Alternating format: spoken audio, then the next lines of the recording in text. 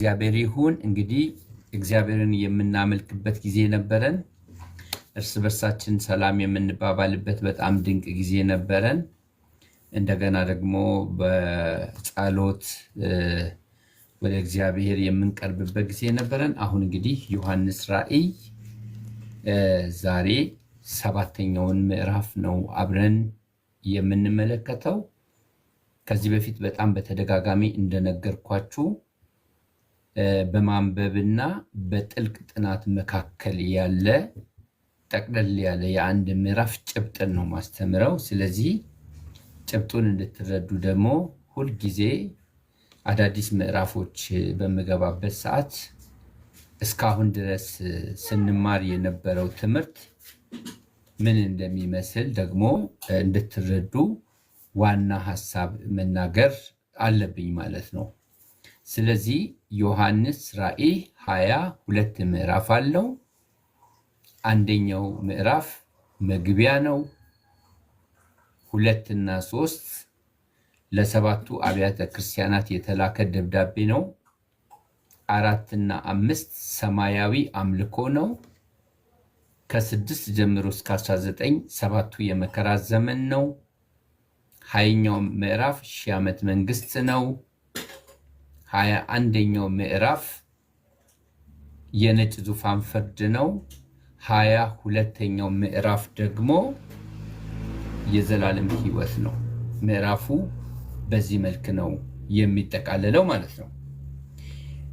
እንግዲህ ሰባቱ የመከራ ዘመን የሚጀምረው ምዕራፍ 6 ላይ ከሆነ ባለፈው 15 ምዕራፍ 6ን ተመልክተናል። ምዕራፍ 6 ላይ ስንመለከት ምዕራፍ 6 ላይ 17 ቁጥሮች ናቸው ያሉት። 17 ቁጥሮችን በምንመለከትበት ጊዜ የመጀመሪያው ያየነው ነገር ምንድነው? በዙፋኑ ላይ የተቀመጠውን ሐሰተኛውን መሲህ ነበር ያየነው። ከዛ በኋላ ጦርነት አይተናል። ከዛ በኋላ ደግሞ ረሃብ አይተናል። የጦርነት ውጤት ረሃብ አይተናል። ከዛ ደግሞ ሞት አይተናል።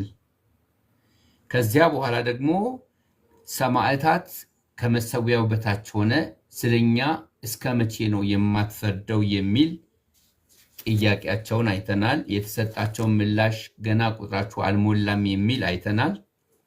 በመቀጠል ከ12 እስከ 17ኛው ቁጥር ድረስ ምዕራፍ 6 ላይ ደግሞ ዓለም አቀፍ የሆነ ስርዓተ አልበኝነትን ተመልክተናል። ስለዚህ በምዕራፍ 6 ላይ መከራው ስቴፕ ባይ ስቴፕ እያደገ እየሄደ ነው የምንመለከተው። ሐሰተኛውን መሲህ በዙፋኑ ላይ እናያለን። ከዛ ጦርነት ያውጃል። የጦርነት ውጤት ደግሞ ረሃብ ይሆናል። የረሃብ ውጤት ደግሞ ሞት ይሆናል።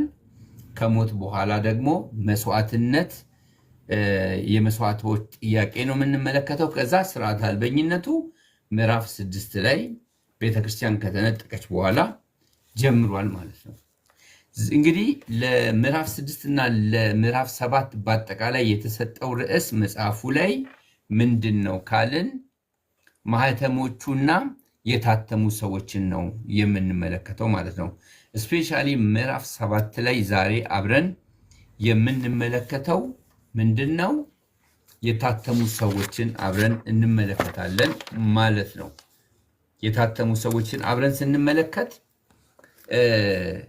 ምዕራፍ 7ን ከ1 እስከ 17 እንደ አውትላይን አድርገን የተወሰኑ ሐሳቦችን ከተመለከትን በኋላ ከተመለከትን በኋላ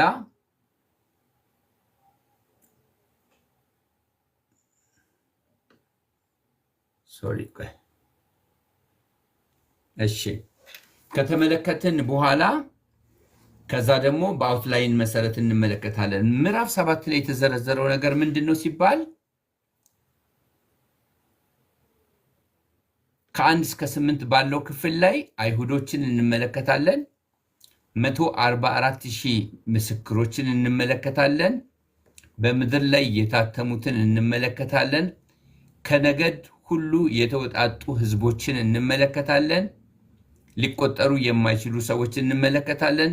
በሰማይ በእግዚአብሔር ፊት ቆመው ነው የምንመለከተው ማለት ነው። እንግዲህ ምዕራፍ 7 ላይ እግዚአብሔር በቀጥታ ከመከራው በኋላ ያመጣው ነገር ምንድነው? ቅሬታውን ለማዳን ምስክሮችን ሲያስነሳ ነው የምንመለከተው።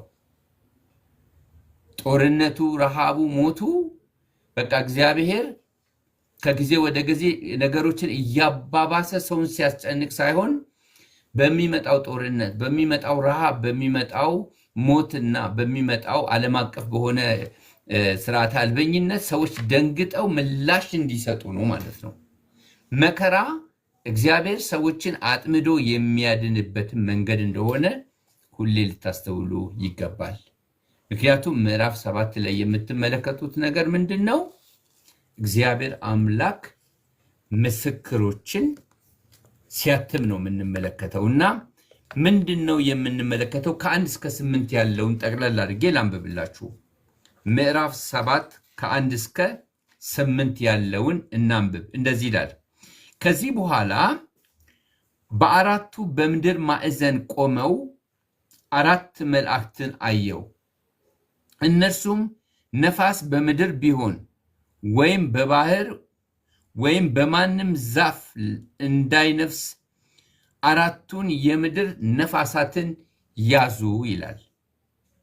የሕያው አምላክ ማኅተም ያለው ሌላ መልአክ ከፀሐይ መውጫ ሲወጣ አየው። ምድርንና ባሕርንም ሊጎዱ ለተሰጣቸው ለ4ቱ መላእክት በታላቅ ድምፅ እየጮኸ የአምላካችንን ባሪያዎች ግንባራቸውን እስክናትማቸው ድረስ ምድርንም ቢሆን ወይም ባሕርንም ወይንም ዛፎችንም አትጉዱ አላቸው።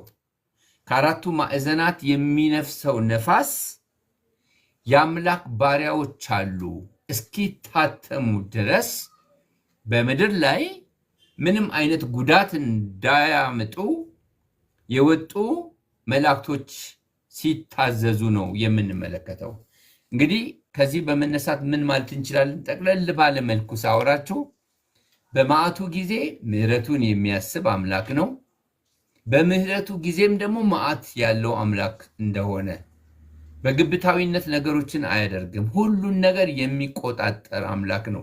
ምንም የሚያመልጠው ነገር የለም ማለት ነው። ስለዚህ ምልክት እስከሚደረግባቸው ምንም ነገር እንዳትጎዳ ተብሎ ነው የምንመለከተው ማለት ነው። ቁጥር ስንት ላይ ነው አሁን የነገርኳችሁ? ቁጥር 3 ላይ የታተሙትንም ቁጥር ሰማው።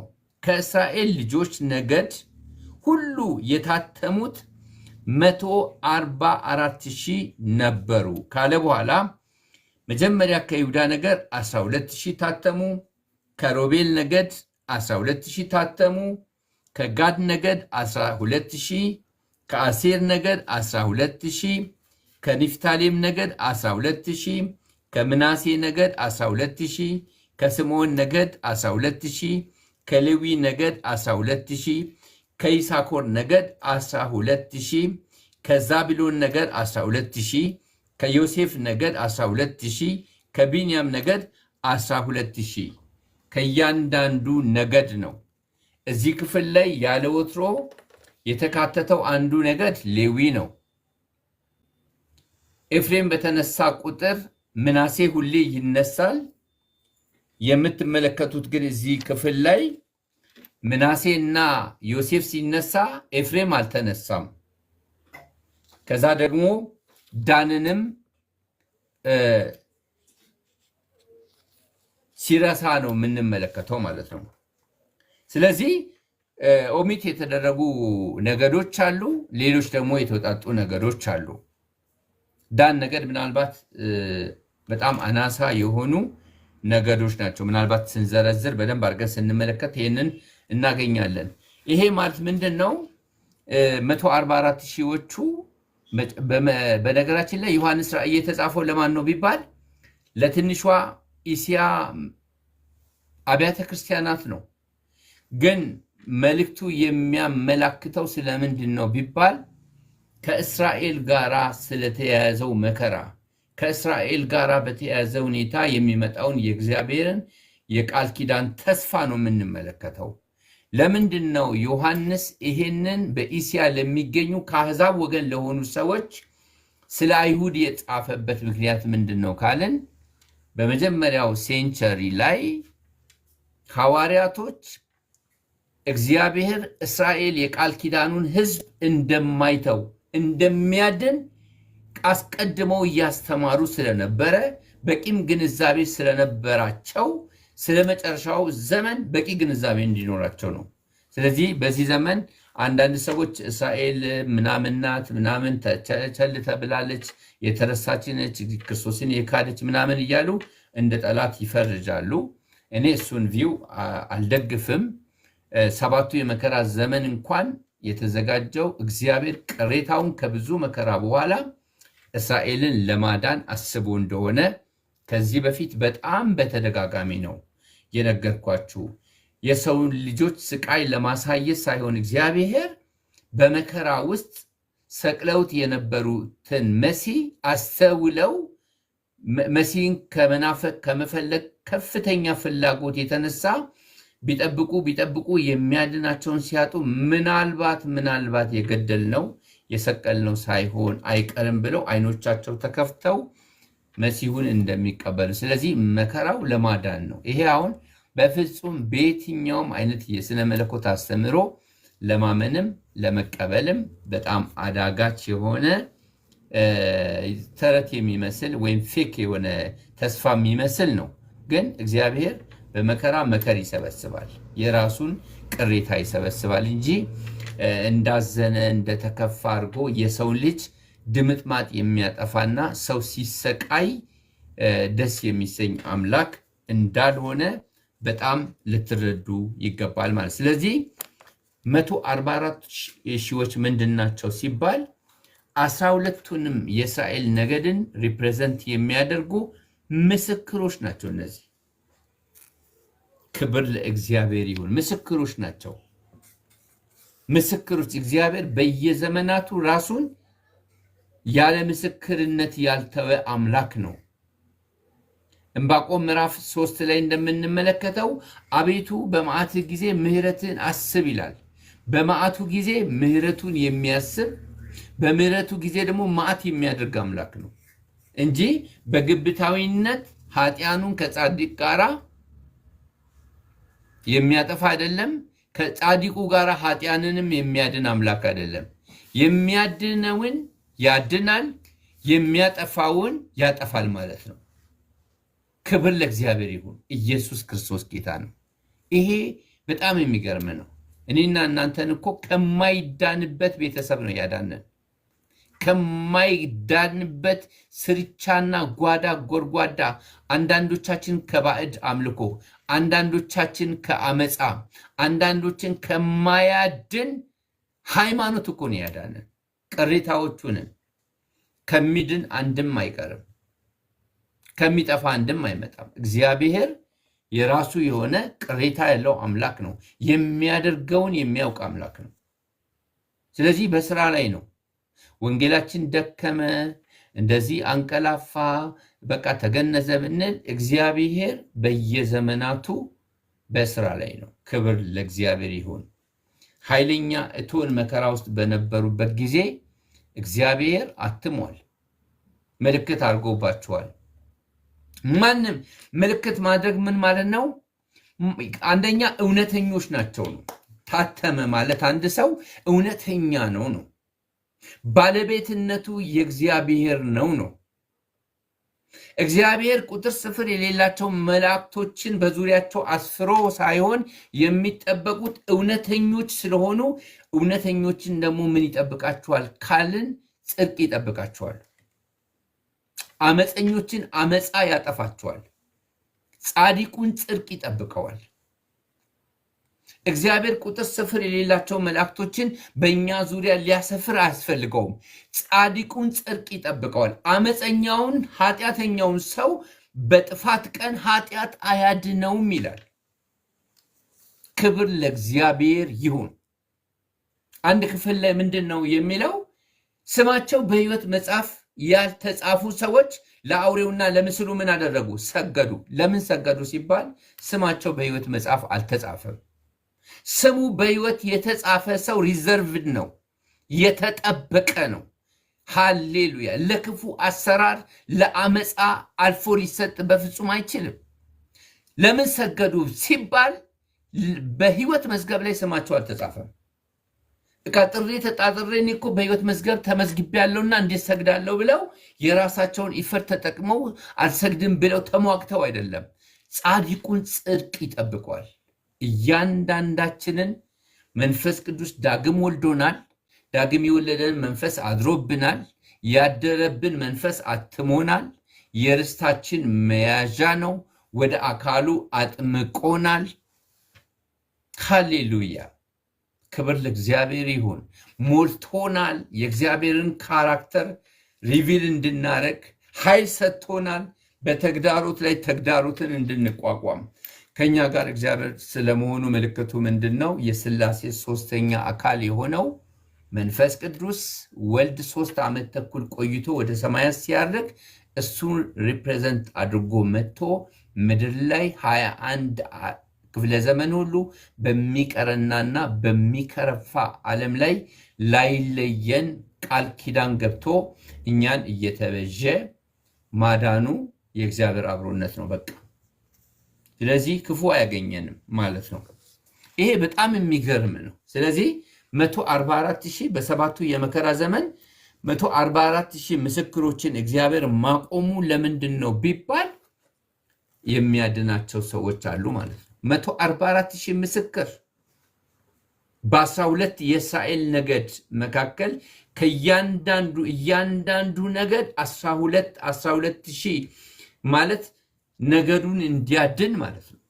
ክብር ለእግዚአብሔር ይሁን። እነዚህ ከጥፋት ያመለጡ ምልክት የተደረገባቸው ሳይሆኑ ምንድናቸው ካለን ምስክሮች ናቸው። ሃሌሉያ! ምስክሮች ናቸው። እነዚህ ምንድናቸው? ምስክሮች ናቸው። ዝም ብለው አመለጥኩ የሚሉ ሳይሆኑ፣ በነገራችን ላይ የዳነው ለማምለጥ አይደለም፣ ለማስመለጥ ነው። የዳነው ምስክር ለመሆን ነው። እንዴ በንስሐ አባት አማካይነት እኮ ጥሩ የሆነ ንስሐ አስገብቶን በመጨረሻ ዘመን ላይ እኮ ነፍሳችን ወደ መንግስቱ መሰብሰብ ይችላል። በጉብዝናችን ወራት ተወኝ እያል ነው። አንዳንዶቻችን ማዳን ጥሩ ነበረ፣ ለአገልግሎት ባጠራኝ ኖሮ ተወኝ ብዬ ብልህ እምቢ አልን እያል ነው። ክርስትና በተለይ ከአገልግሎት ጋር በጣም ነው ከባድ። ደህንነት ከሆነ እንደምንም መከራውን አልፎም እየተጋፈጣችሁ እንደምን ተጣጥራችሁ ትኖራላችሁ። አገልግሎት ሲጨምሩበት ደግሞ ፈተናው ይጨምራል። ብዙ ሰዎች ሲናገሩ ሰምቻለሁ እኔ። አቤት ማዳኑ ድንቅ ነበረ፣ የአገልግሎት ጥሪ ግን ከባድ ነው። ስለዚህ 144,000ዎቹ በመከራ ውስጥ የሚያልፉ ነፍሳቸውን እንኳን እስካለመውደድ ድረስ አሳልፈው የሚሰጡ ሃሌሉያ! ድል ነሱ የሚባሉቱ እግዚአብሔር ሲያስመልጣቸው ሳይሆን በምስክርነታቸው ቃል የተነሳ ነፍሳቸውን ባለመውደድ ለሞት አሳልፈው ሲሰጡ ነው። ስለዚህ እነዚህ ሰዎች ምንድናቸው? ምስክሮች ናቸው። ኃይልን እስክትቀበሉ ከኢየሩሳሌም አትውጡ። ኃይልን በተቀበላችሁ ጊዜ በይሁዳ በሰማርያ እስከ ምድር ዳርቻ ድረስ ምኖቼ ትሆናላችሁ፣ ምስክሮቼ ትሆናላችሁ ብሏል እግዚአብሔር። ምስክሮች ነን። ስለዚህ እነዚህ ሰዎች ምንድናቸው? ምስክሮች ናቸው። ጠቅለል ባለ መልኩ ይህንን ክፍል በምንመለከትበት ጊዜ ማለት ነው። ከዛ በመቀጠል ከ9 እስከ 16 ያለው እስከ 17 ያለው በ144,000 ሰዎች አማካይነት 144,000 ሰዎች የዳኑና ለምስክርነት የተጠሩ ናቸው። በእነዚህ አማካይነት ደግሞ የምናገኘው ምንድን ነው? ከቁጥር 9 እስከ 17 ድረስ የምናገኘው በእነዚህ ሰዎች አማካይነት የዳኑ ሰዎችን ነው የምንመለከተው። እስቲ 9ን እንመልከት። ከዚህ በኋላም አየው፣ እሺ እነሆም ሃሌሉያ በዛ በሰባቱ የመከራ ዘመን እነሆም አንድስ እንኳን ሊቆጥራቸው የማይችል ከሕዝብና ከነገድ ከወገንም ከቋንቋም ሁሉ እጅግ ብዙ ሰዎችን አየሁ። በ144,000 ሰዎችና ምስክሮች አማካኝነት ወደ ጌታ የመጡ ነጭ ልብስም ለብሰው የዘንባባንም ዝንጣፊ በእጆቻቸው ይዘው በዙፋኑና በበጉ ፊት ምን አደረጉ? ቆሙ። በታላቅ ድምፅም እየጮሁ በዙፋኑ ላይ ለተቀመጠው ለአምላካችንና ለበጉ ማዳን ነው አሉ። መላእክቱም ሁሉ በዙፋኑና በሽማግሌዎቹም በአራቱም እንስሶች ዙሪያ ቆመው ነበር። በዙፋኑም ፊት በግንባራቸው ተደፉ፣ ለእግዚአብሔርም ምን አደረጉ? ሰገዱ። በጣም የሚገርም ነገር ልንገራችሁ። በእግዚአብሔር ዙፋን ዙሪያ 4 እንስሶች አሉ፣ 24 ሽማግሌዎች አሉ፣ መላእክቶች አሉ። ዮሐንስ ራእይ ላይ ነው እንዲያውም በጣም የመላእክት አገልግሎት በደንብ የተገለጠበት መቅሰፍት ከማውረድም አንጻር እንደገና ደግሞ የሚድኑትንም ለማዳን ከማገዝ አንጻር የመላእክት አገልግሎትን እንመለከታለን። ከምንም በላይ ደግሞ መላእክቶቹን እዚህ ክፍል ላይ በእያንዳንዱ ምዕራፍ ላይ ስንመለከት ከ4-5 ምናምን ላይ ስንመለከት በእግዚአብሔር ዙፋን ዙሪያ ለእግዚአብሔር የተገባውን ክብር እኔ በጣም ምንድነው የሚገርመኝ፣ መላእክቶች የእግዚአብሔር ማዳን ማለት ምን ማለት እንደሆነ ያውቃሉ። የእግዚአብሔር ፍርድ ማለት ምን ማለት እንደሆነ ያውቃሉ። ለምን? ኪሩብ የሚባል አንዱ መልአክ ዙፋኔን ከፍ ከፍ አደርጋለሁ ከልዑል ጋራ እመሰላለሁ ብሎ ባሰበበት በዚያ ቅጽበት ሲወድቅ እንደገና ሁለተኛ ራውንድ ሲሶ መልአክ ነው በሐሳብ ስቶ ለአንዴና ለመጨረሻ ጊዜ ያለ ምሕረት ነው የተጣለው። ደህንነት የሚባል ከመላእክት ለአንዱ አልተዘጋጀም። ታዝበንሃል፣ እኛ እንኳን ወድቀን ለእኛ ለስጋ ቁራጭ ለአጥንት ፍላጭ ለሆኑ ከእኛ ጋር አንተን በዙፋን ዙሪያ ሲያመልኩ ለነበሩ ምሕረትና ይቅርታ ሳታደርግ ከአፈር ለፈጠርከው እስትንፋሱ ላይ እስትንፋስን እፍ ላልክበት ይህንን የሚያህል የሥላሴ ሁለተኛ አካል መጥቶ ወደ ምድር የባሪያን መልክ ይዞ ብለው ማጉረምረምም ይችላሉ።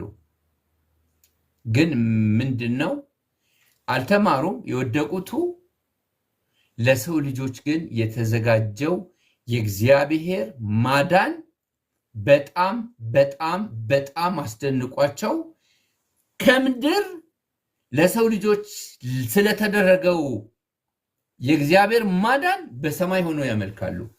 እንግዲህ ስለኛ መላእክት በሰማይ ሲያመልኩ እኛ በምድር ላይ ምን እያደረግን ነው? ባለ ጉዳዮቹ እኛ በግንባራችን ተደፍተን ሌት ተቀን ስለተደረገልን የእግዚአብሔር ማዳን ምስጋናና ክብር ልንሰጥ ሲገባል ካልተማሩ ወገን የሆኑ ምሕረት ካላገኙ ወገን የሆኑ መላእክቶች ሌት ተቀን የእግዚአብሔርን ማዳን እያሰቡ ስለኛ እግዚአብሔርን ሲያመሰግኑ ይህን ታሪክ በነገራችን ላይ ሉቃስ ላይም ታገኛላችሁ። ምዕራፍ 1 ላይ ሄዳችሁ ማየት ትችላላችሁ። መላእክቶች ከምድር ወደ ሰማይ ክብር በአርያም ሰላምም በጎ ፈቃድ ለሰው ልጆች ብለው በሰማይ ክብር እንዲሆን በምድርም ሰላም እንደሆነ በጎ ፈቃድ እንደሆነ ሲያመልኩ እንመለከታለን። እና መላእክቶች እንግዲህ የሚድኑትን የሚያግዙ ብቻ ሳይሆኑ እኛ መላእክቶች በእውነት እንደገና ስለነሱ ያለን ቲዮሎጂ ሪቫይዝ ማድረግ አለብን ብዬ አስባለሁ።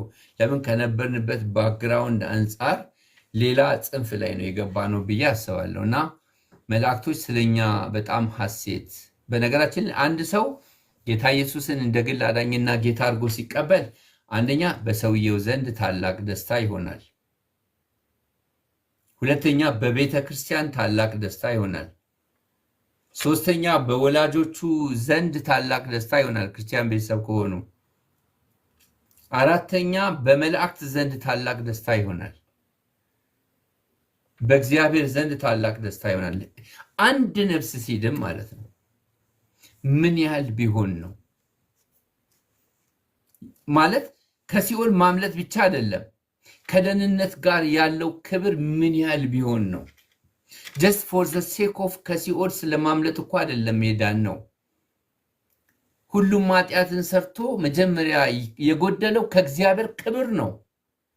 አሁን በክርስቶስ የሚመለሰው ክብር ደግሞ ወድቀን ካጣነው ክብር የሚበልጥ ነው።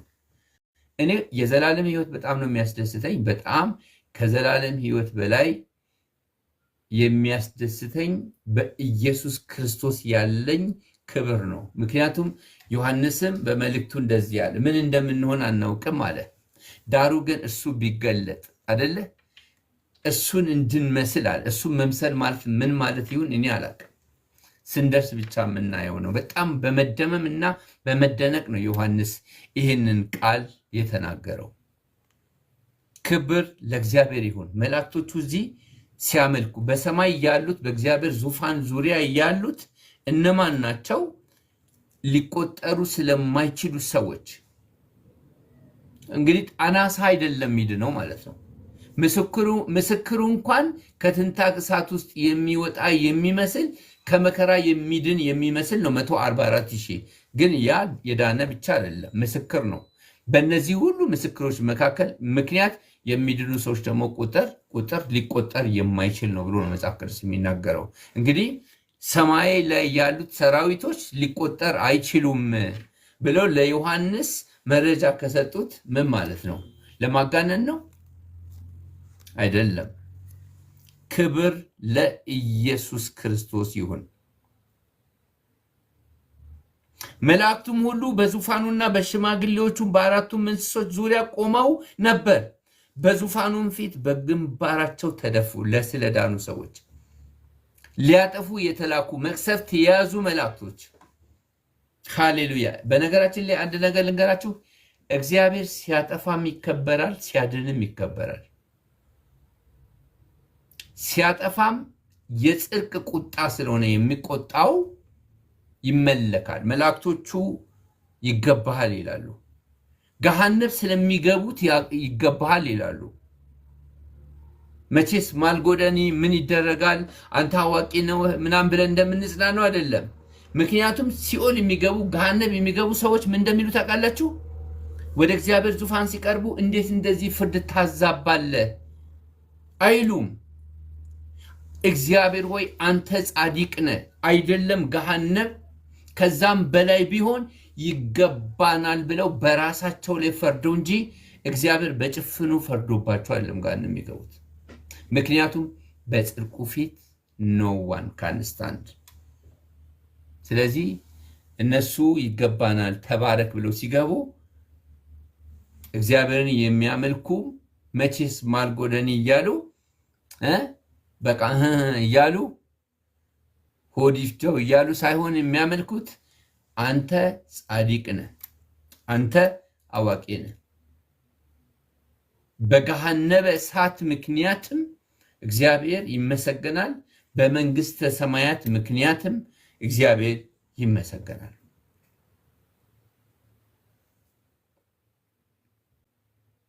ሃሌሉያ አሜን። በረከትና ክብር ጥበብም ምስጋናም ውዳሴም ኃይልም ብርታትም ከዘላለም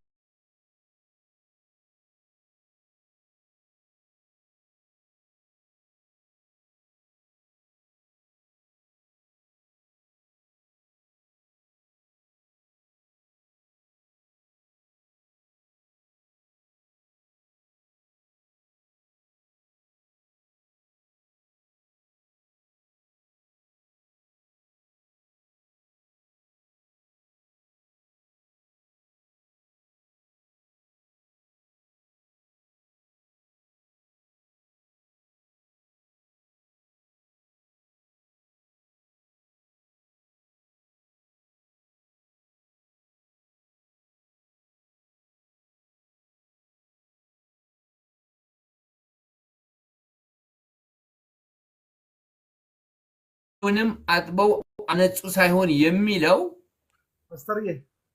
ፓስተርዬ ኖ ጠፍተክ ነበር።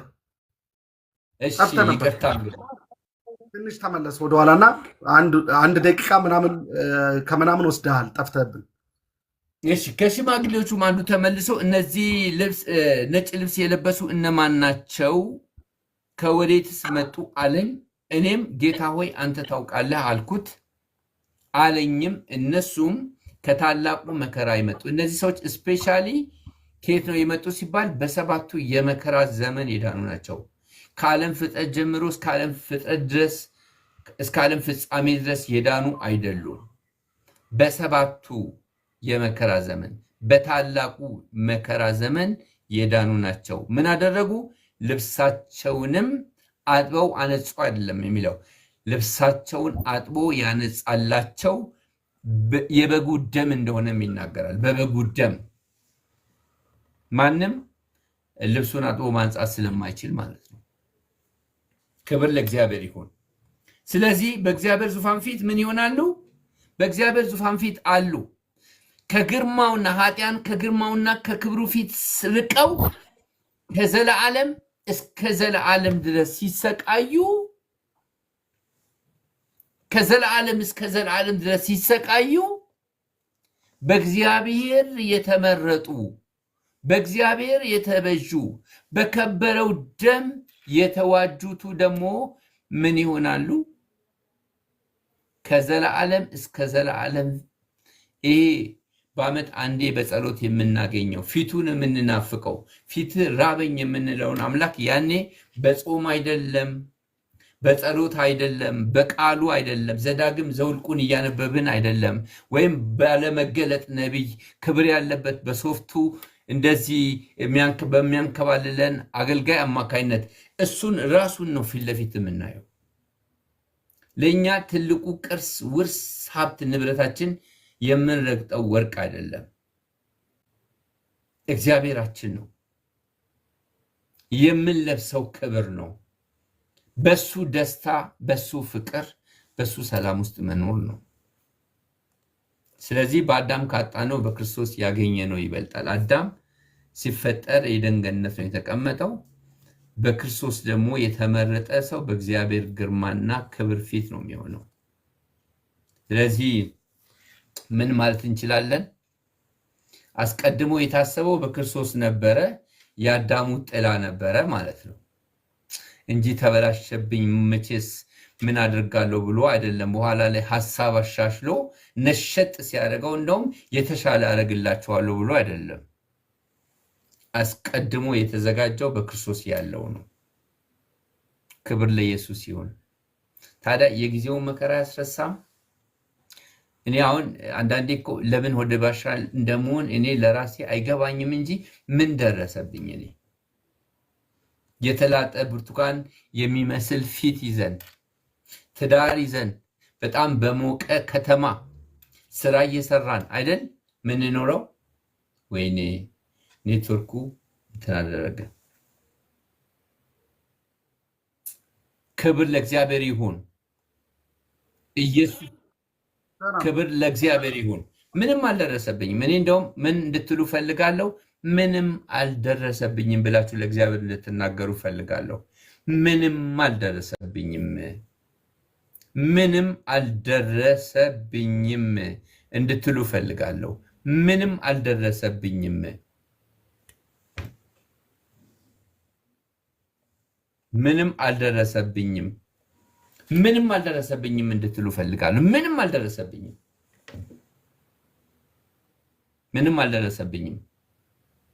በጣም የሚገርም ነገር እንደዚህ ይላል።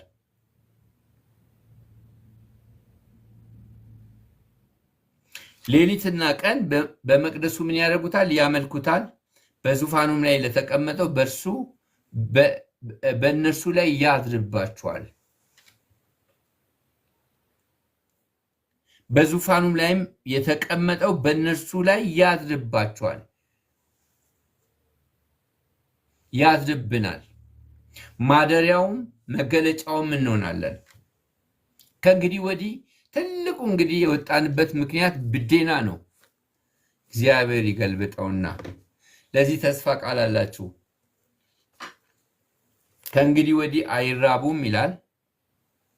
ከእንግዲህ ወዲህ አይጠሙም ይላል። ፀሐይም ትኩሳትም ሁሉ ከቶ አይወርድባቸውም ይላል። ምክንያቱም ሲናገር በዙፋኑ መካከል ያለው እረኛ በጉ እረኛቸው ይሆናልና ወደ ሕይወት ምንጭ ውሃም ይመራቸዋልና እግዚአብሔርም እንባዎቻቸውን ከዓይናቸው ሁሉ ያብሳል። እሱ በነገራችን ላይ የሚበላ ምግብ አይደለም የሚሰጠን፣ የሚጠጣ ውሃም አይደለም የሚሰጠን።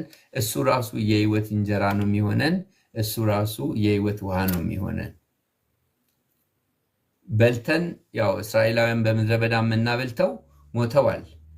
የሕይወት ውሃ የሆነውን ክርስቶስን የሚጠጡ አይጠሙም። የሕይወት እንጀራ የሆነውን ክርስቶስን የሚበሉ አይራቡም። ይሄ ነው እንግዲህ ትልቁ ተስፋ። ምዕራፍ 6 አስፈሪ ነው።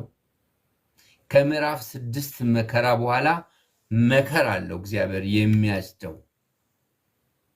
ስለዚህ 17ቱ ቁጥር ያኛው 17ቱ ቁጥር በዙፋኑ ላይ የተቀመጠው ሐሳዊ መሲህ በዓለም አቀፍ ደረጃ ዓለምን በሽብር ሲያናውጣት በጦርነት ከዛ በረሃብ ከዛ በሞት ሲያናውጣት ነው የምንመለከተው። እዚህ ደግሞ 17 ቁጥር ነው፣ ተመሳሳይ ቁጥር ነው ያለው። ከ1 እስከ 8 144 ሺህ ምስክሮችን እግዚአብሔር ምልክት አድርጎ ቀባቸው።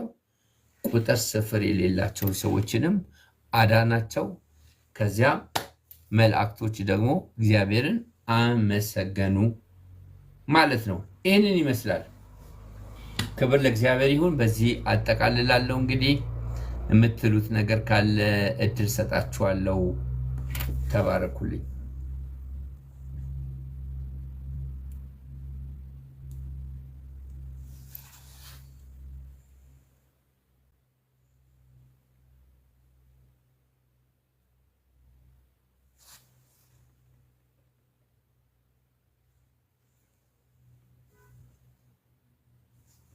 ሃሌሉያ ሃሌ ሃሌ ሃሌ ሃሌሉያ።